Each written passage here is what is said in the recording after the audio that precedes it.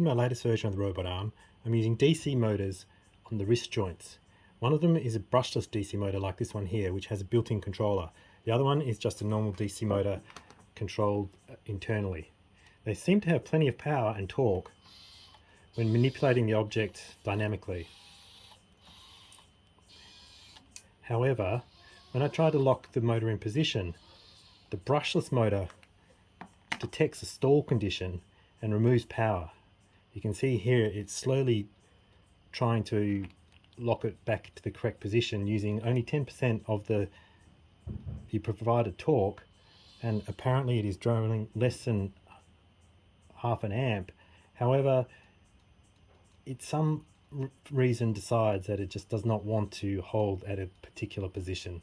It could be the fact that the brushless motor controller requires motion in order to function properly.